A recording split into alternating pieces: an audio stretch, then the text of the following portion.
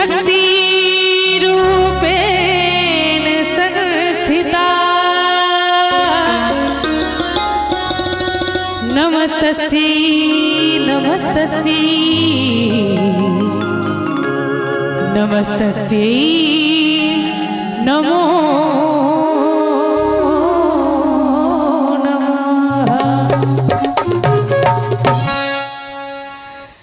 जिंदगी में लागल छै माँ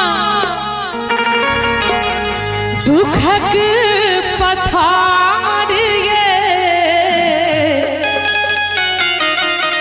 एकटा भक्त मैया लग जाय छै और मैया लग जाकर मैया से कहै छै कि जिंदगी में लागल छै माँ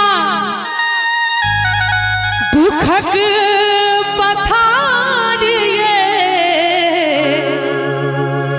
लिख लो कोना मैया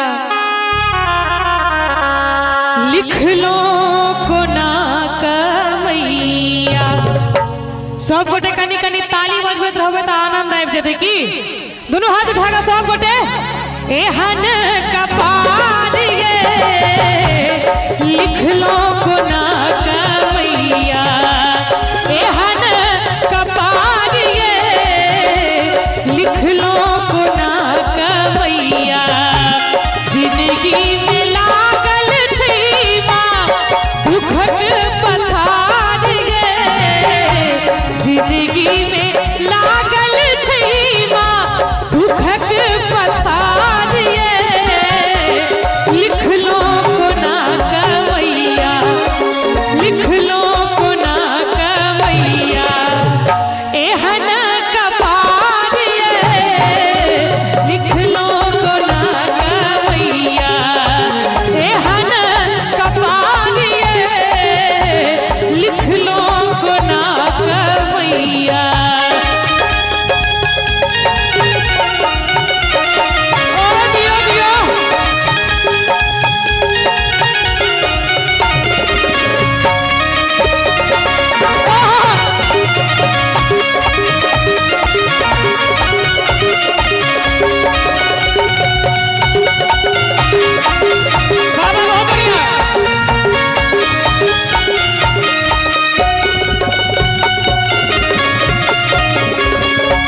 बेघर के घर देलो भूखल के आहार ये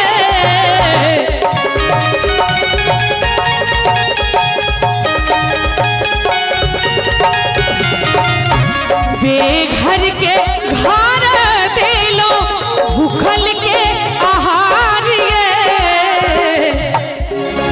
कि बेघर के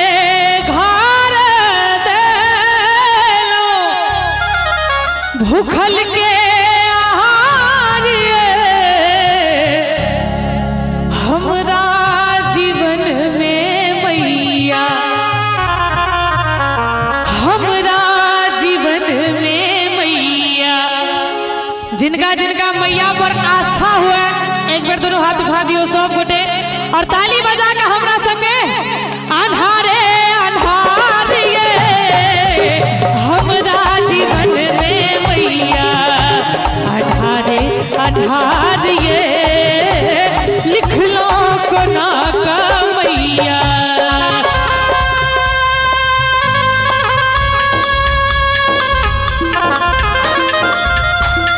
वाह वाह बहुत बढ़िया।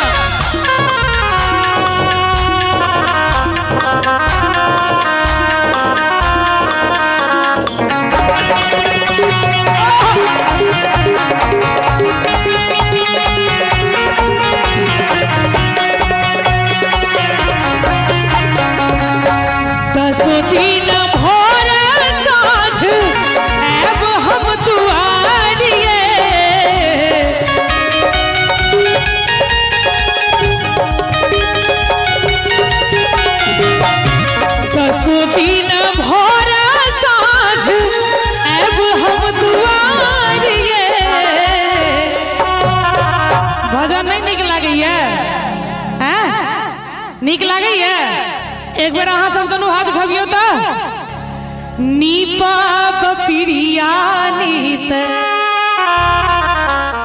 दुनू हाथ उठा कर संगे संगे ताली बजेबे सब गोटे, ठीक है। नीपब पिरियानीत